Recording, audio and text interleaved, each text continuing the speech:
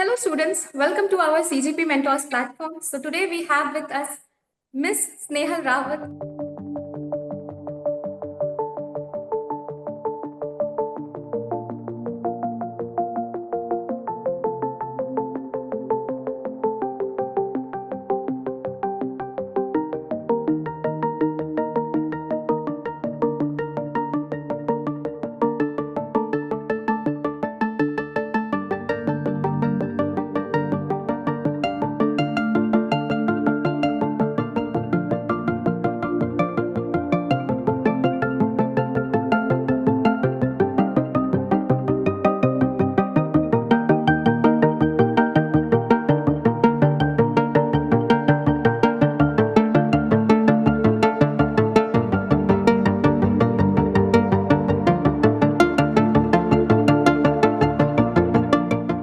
Who has cleared IRDI Grade A examination. So Snehal, many congratulations on this great achievement. How are you feeling right now?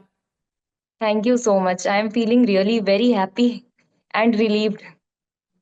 Okay. So Snehal, could you please give us a brief introduction? Okay. My name is Nehal Rawat and I come from Raigad, which is a city in Chhattisgarh. And I did BTech in Information Technology from NIT Raipur. I worked for a few months for some time in IT sector as a software engineer and also for about 2 years as an assistant manager in Chhattisgarh Rajya Gramin Bank, which is a RRB, Regional Rural Bank. And last year in March 2024, I resigned from my position and I dedicated completely myself for the preparation of regulatory body examinations. Okay Snehal so जैसे कि आपने बताया कि आपने अपनी job छोड़ी preparation करने के लिए राइट सो इट जी, was a very big decision so yes. इतना डिसीजन वो मोटिवेशन कहाँ से आया कि रेगुलेटरी बॉडी एग्जाम्स का एग्जाम देना है ना और I have seen many aspirants aware of these examinations but still आप में इतनी अवेयरनेस भी थी and still you took very very bold decision you can say so motivation कहाँ से आया कि रेगुलेटरी बॉडी में ही सर्व करना है ये मोटिवेशन मुझे जब मैं कॉलेज में फोर्थ ईयर में थी तब से था. So it has always been my dream कि to serve as the regulate as at a regulatory body position, क्योंकि these are the organizations where policies are shaped, and they contribute directly to the economic growth of the country. So this has always motivated me, inspired me. So this has always been a dream. So after that I was trying, and finally मतलब RBI से भी सबका preparation करते हुए I finally ended up in a regulatory body IRDI. Okay so basically यानी कि कह सकते हैं कि आपने प्रिपरेशन तो आरबीआई वेयर की स्टार्ट की थी जी. then somehow you entered into RBI and yes. finally IRDI and finally you have cleared it. Yes. Okay, चलिए let's discuss your strategy specifically for the phase one. So how did you manage to clear phase one? आपकी बार तो cut off भी बहुत ज्यादा था right? 109 yes. Marks का था. So what was your strategy for quant, reasoning, English and specifically आप जीए के बारे में जरूर बताइएगा, ठीक है? ओके. सो जैसे कि आपने बताया इस बार कट ऑफ काफी हाई था, प्री का 109 था. और लास्ट ईयर जब आईआरडीआई का मैंने ये मेरा फर्स्ट अटेम्प्ट था आईआरडीआई के लिए, तो मैंने Okay. लास्ट ईयर देखा कि लास्ट ईयर का कट ऑफ कुछ 80s 90s की रेंज में था, जो कि कम था. तो हम्म मेरा एम था कि मैं अगर अबव 100 बना रही हूँ तो मेरा पेपर सही जाएगा, ऐसा मुझे लग रहा था. But when I attempted in examination, the paper was I felt that it was on a easier note than last years. तो I could attempt a good quality, good number of questions. So, although the cutoff was 109, I was able to score 129 in my prelims. So, because I had attempted almost everything in every section except in GK, जिसमें GK में मैंने कुछ 10-15 questions attempt नहीं किए थे, बाकी मैंने पूरा पेपर अटेम्प्ट किया था. सो आपने जैसे स्ट्रैटेजी पूछी, सो 40-40 मार्क्स के 4 सेक्शंस होते हैं: इंग्लिश, मैथ्स, रीजनिंग और जीके. सभी 40 मार्क्स के होते हैं. कंपोजिट टाइम होता है 90 मिनट्स का, and in that we have to attempt the questions. तो English, maths or reasoning, I feel that it has always been a strong point of mine. It has always Okay. been a strength. So उसमें मैंने ऐसे अलग से कोई course लेके preparation नहीं किया. Although I gave a lot of mock test, IRDI specific pre का बहुत सारा mock test लगाया. और GK has always been my weakest point, I can say. तो Okay. हाँ, so for that मुझे ऑनेस्टली बता रही हूँ, मुझे डेली न्यूज़पेपर रीडिंग की हैबिट नहीं है, so that costs me a lot in these kinds of examination where the weightage of GK is so much, current affairs weightage is काफी high. तो इसके लिए मैंने अफेयर्स क्लाउड और एक अफेयर्स माइंड का यूट्यूब चैनल होता है, इनका हम्म। इन दोनों सोर्सेस, ये मेरे मेन सोर्सेस थे जीके के लिए, प्रीलिम्स के लिए। So this was the main thing. अच्छा, तो जैसे आपने बोला कि आपका क्वांट रीजनिंग इंग्लिश तो बहुत अच्छा था, जी। राइट? तो आपने you played on your strength, but weakness था जीके। सो जीके के आपने कुछ ऐसे सोचा कि सिर्फ कुछ मंथ्स के करंट अफेयर्स करते हैं? So basically how many months of current affairs you targeted for specifically for IRDAI exam? मैं ऐसा कह नहीं पाऊंगी क्योंकि मैं पिछले 3-4 साल से रेगुलेटरी बॉडीज की प्रिपरेशन कर रही हूँ। तो ओके। अब मैं 3-4 साल से जीके के टच में हूँ ही। मैं बहुत एग्जाम्स दे रही थी लगातार ही। तो अगर वैसा देखा जाए तो 6 मंथ्स तो करना चाहिए मेरे हिसाब से। कंप्रहेंसिव 6 मंथ्स कर लेना चाहिए, और अगर आपके पास टाइम कम है तो आप 3 मंथ से, लास्ट 3 मंथ से स्टार्ट करिए। और आईआरडीआई में भी जैसे हमने देखा कि लास्ट 3 मंथ्स का काफी ज्यादा वेटेज था। तो अगर, बट अगर आप रेगुलरली पढ़ रहे हैं और 6 मंथ्स का पढ़ रहे हैं तो काफी हेल्प हो जाती है एग्जाम के time. Okay, understood. So, any tips that you want to give for quant reasoning English, because there are many aspirants जो English और GA तो फिर भी मैनेज कर लेते हैं, but quant reasoning में उनको बहुत प्रॉब्लम होती है. So, how did you manage your quant and reasoning, or what kind of tips you can give from your experience? The only tip I can give is practice, practice and practice. Give lots of mocks, as many mocks as you can give. मैंने कई, मतलब countless मॉक्स लगाए थे। और फिर उसके बाद सबसे इम्पोर्टेंट है कि उन मॉक्स का एनालिसिस करना। अगर आपसे कोई क्वेश्चंस नहीं बन रहे हैं या गलत बन रहे हैं या उस टाइम लिमिट में नहीं बन रहे हैं, तो आपको Hmm. अपना एनालिसिस करना है और वो फिर से दोबारा देना है। So that is the only tip I would give. Okay, so quant reasoning के लिए आप बोलेंगे practice is the key. बिना प्रैक्टिस के नहीं हो रहा है, और ऑब्वियसली मॉक्स दीजिए एंड देन एनालाइज मॉक्स। कीजिए, right? Yes. Yes. Okay, so let's move to the phase two strategy. So जैसे phase two में देखा जाए, so we have insurance, we have ESI, we have management, and we have English, right? So yes. English से तो familiar है, and if you are preparing for other regulatory body examination, then obviously you are well aware of management also and ESI. But insurance is a new subject, right? So बहुत right. सारे students को लगता है कि यार insurance पढ़ना पड़ेगा, सो सोचते हैं कि यार आइडिया नहीं देना चाहिए, बिकॉज क्यों नहीं देना चाहिए? क्योंकि इंश्योरेंस पढ़ना पड़ेगा। So what's your take in this thing कि इंश्योरेंस क्या बहुत ऐसे डिफिकल्ट होता है पढ़ने में, या आपने कैसे प्लान किया इंश्योरेंस के लिए स्पेसिफिकली? ये क्वेश्चन मेरे भी दिमाग में आया था जब मैं आईआरडीआई का फॉर्म फिल कर रही थी कि मुझे इंश्योरेंस के रिलेटेड ज़्यादा नॉलेज नहीं है और मुझे इंश्योरेंस पढ़ना पड़ेगा। But then I saw the syllabus, और जैसा आपने कहा, तो there is an indicative syllabus जो उनके वेबसाइट पे दिया रहता है नोटिफिकेशन के साथ। तो उससे मुझे अंदाज़ा लगा कि डुएबल है, ऐसा लगा देख के, डुएबल है। और फिर जब प्रीलिम्स देने के बाद, प्रीलिम्स का रिजल्ट का मैंने वेट नहीं किया क्योंकि बहुत ज़्यादा टाइम नहीं रहता है प्रीलिम्स और मेंस के बीच में। तो करेक्ट। मैंने क्रैक ग्रेड बी का कोर्स परचेज़ कर लिया था, although result was pending, but मैंने परचेज़ कर लिया था। वो मोटिवेशन नहीं आई थी प्रिपरेशन की, बट स्टिल आई स्टार्टेड। और फिर जैसे कि आपने बताया कि 3 सेक्शंस हैं। पहला एक तो, एक आपका तीनों ही पेपर डिस्क्रिप्टिव होते हैं, 100 मार्क्स के, 1-1 आवर के होते हैं, पेन पेपर बेस्ड होता है, हाइब्रिड मोड होता है, क्वेश्चंस आपके स्क्रीन पे आते हैं and then you have to write on the paper with a pen. So 3 papers हमको कंप्लीट करने होते हैं। तो उसके लिए मैंने क्रैक ग्रेड बी का कोर्स फॉर प्रैक्टिस परचेज किया था, और that was my main source preparation के लिए फॉर फेज 2। ओके, सो उतना पढ़ के आपको लगता है कि सफिशिएंट था एग्जाम के लिए? हाँ, एक्चुअली क्या है कि क्योंकि जैसा मैंने बताया कि पेन पेपर बेस्ड होता है, तो यहाँ पे डिस्क्रिप्टिव राइटिंग की हमारी प्रैक्टिस असल में बहुत टाइम से छूटी हुई होती है।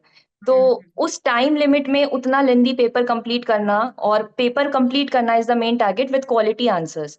सो उस चीज़ के लिए मैंने कोर्स लिया था कि मैं मॉक दूँ और कोई मुझे चेक करके बता दे कि आपकी गलतियाँ कहाँ हैं और आप कहाँ इम्प्रूव कर सकते हो। क्योंकि डिस्क्रिप्टिव में हमको क्वालिटी नहीं समझ में आती, ऑब्जेक्टिव में तो फिर भी आपको सीधा पता चल जाता है what is right and what is wrong.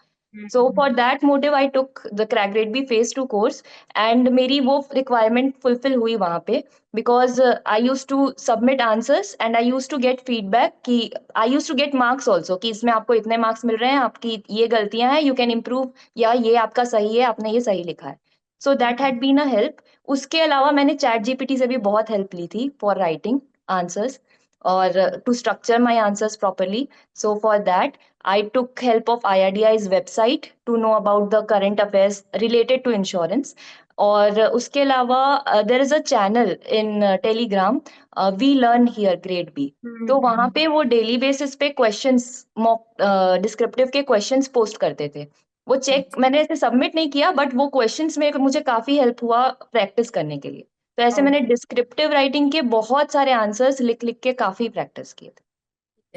So there are many aspirants who are not able to finish their descriptive paper.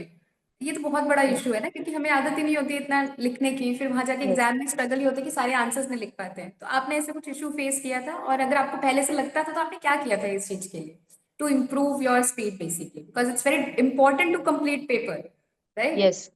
Yes, मैंने लास्ट ईयर के एस्पिरेंट्स का देखा था इंटरव्यू और रिव्यू वगैरह देखा था कि सबसे बड़ा इशू यही रहता है कि 3 घंटे में, एक घंटे में ये तीनों पेपर कंप्लीट नहीं होते डिस्क्रिप्टिव के।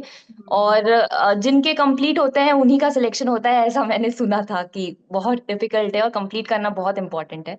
तो मैंने शुरू से ही अपना माइंडसेट ये बनाया था कि पेपर तो कंप्लीट करना ही है। तो इसके लिए ये क्या होता है कि जैसे ही एक पेपर आपका खत्म होता है, टाइमर आपका सिस्टम पे चलता रहता है, क्वेश्चंस आपके सिस्टम पे होते हैं, तो टाइमर चलता रहता है। और जैसे ही वो टाइम खत्म होता है, आपके जो नेक्स्ट आपका पेपर है उसके क्वेश्चंस अपीयर हो जाते हैं और पुराने वाले चले जाते हैं। तो मैं इस चीज को लेके पहले से ही प्रिपेयर्ड थी कि ये जो बीच का जो ट्रांजिशन टाइम होगा, उसमें मैं 2 मिनट पहले, अगला पेपर चालू होने से 2 मिनट पहले मैं पेन नीचे रख के रिलैक्स हो जाऊं, ये पेपर जैसा भी जाए अब नेक्स्ट पेपर के लिए मैं प्रिपेयर हो जाऊं, ताकि वो ट्रांजिशन मेरा स्मूथ हो। इस पेपर में जो भी हुआ वो नेक्स्ट पेपर में वो गलतियां मेरी वहां ना आ जाए। तो वो 2 मिनट्स का ब्रेक मैंने सोच के रखा था। और हर पेपर मैं वैसे 5 मिनट थोड़ा सा चेक करने के लिए और या फिर इंपॉर्टेंट पॉइंट्स अंडरलाइन करने के लिए वो मैं निकाल के, मेरा ये शुरू से ही स्ट्रेटेजी मैंने रखा था कि मैं ऐसा ही करूंगी, और वो मैं कर पाई। ओके। सो आंसर जब आपने लिखा, सो मैनी स्टूडेंट्स आज कि हमें डायग्राम बनाने चाहिए, अंडरलाइन करना चाहिए, तो ऐसा कुछ आपने स्पेसिफिकली किया जिसमें आपने फोकस किया, जो आपको लगता है कि अच्छे मार्क्स आपको लाने में हेल्प किया हो? जी, 2 डाउट होता है इसमें। एक होता है कि ब्लैक पेन यूज़ कर सकते हैं या नहीं, और एक ये जो आपने पूछा डायग्राम्स वगैरह कैसा बनाना चाहिए, क्या नहीं। तो एक पहली चीज़ तो it is mentioned in the instructions कि अगर आप पेन जो है आप इंक चेंज करते हैं आप पेन की, so it is there mentioned कि you have to take the sign of the invigilator whenever you change the ink of the pen. तो ओके। हाँ, तो इसीलिए मैंने तो ऐसा कोई रिस्क लिया ही नहीं। और दूसरी बात, अगर अलाउड भी होता तो मुझे नहीं लगता कि मैं 2 पेन यूज़ कर सकती, क्योंकि टाइम ही इतना नहीं होता है कि आप एक पेन उठा के दूसरा पेन यूज़ करो। सो आई वुड सजेस्ट कि एक पेन पे आप स्टिक करिए और उसी से लिखिए। And second thing is diagrams, तो जहाँ पॉसिबल है डायग्राम्स और स्ट्रक्चर्स तो आपको देने ही हैं। पॉइंट्स बेसिस पे आंसर लिखने हैं, which is easier to read, easier to complete. So pointer basis पे answers, diagrams, structures, and underline whatever keywords you know, whatever keywords you feel like they are important. So underline them. तो वो highlight हो जाते हैं।